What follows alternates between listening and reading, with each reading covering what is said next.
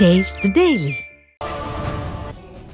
தஞ்சாவூர் மாவட்டம் ஐயம்பேட்டை அருகே cellphone டவரில் electronic பொருட்களை திருடிய நபர் உள்ளிட்ட 3 பேர் சிக்கினர். மாத்தூரில் உள்ள தனியார் செல்போன் டவரில் இருந்து சிக்னல் திடீரென குறைந்ததை அடுத்து டவரில் சோதனை செய்தபோது எலக்ட்ரானிக் பொருட்கள் மாயமாகி இருப்பது தெரியவந்தது.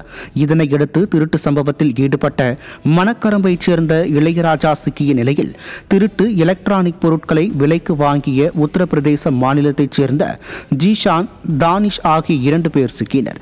திறனற்ற திமுக ஆட்சியில் ஏவல் துறை மீது சிறிதும் பயம் இல்லாததால் குற்ற செயல்கள் சம்பவங்கள் அதிகரித்து விட்டதாக மக்கள் குற்றம் சாட்டினர்.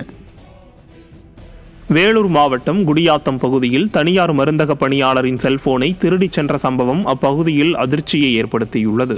4 முனை கூட்ரோடு அருகே தனியாருக்கு சொந்தமாக இயங்கி வரும் மருந்தகத்தில் பாலா என்பவர் பணிபுரிந்து வருகிறார். இந்த நிலையில் மருந்தகத்திற்கு வந்த நபர் ஒருவர் மருந்து வாங்குவது போல நடித்து பாலாவின் செல்போனை திருடிச் சென்றுள்ளார். இந்த சம்பவம் குறித்த சிசிடிவி காட்சிகள் வெளியாகி அப்பகுதி மக்களிடையே அதிர்ச்சியை ஏற்படுத்தியுள்ளது. திறனற்ற திமுக ஆட்சியில் ஏவல் துறை செயலிழந்துள்ளதால் குற்ற சம்பவங்கள் அதிகரித்துள்ளதாக பொதுமக்கள் குற்றம் சாட்டியுள்ளனர்.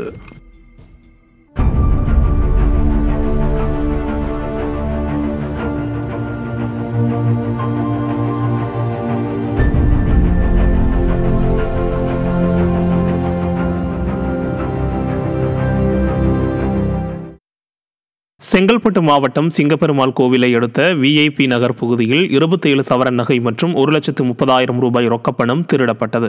மகாவீர் என்பவர் தனது குடும்பத்துடன் குற்றாலம் சென்றுவிட்டு காலை வந்து பார்த்தபோது வீட்டின் கதவை உடைத்து பீரோவில் இருந்த 27 சவரன் தங்க நகைகள் மற்றும் 1,30,000 ரூபாய் திருடப்பட்டது தெரியவந்தது.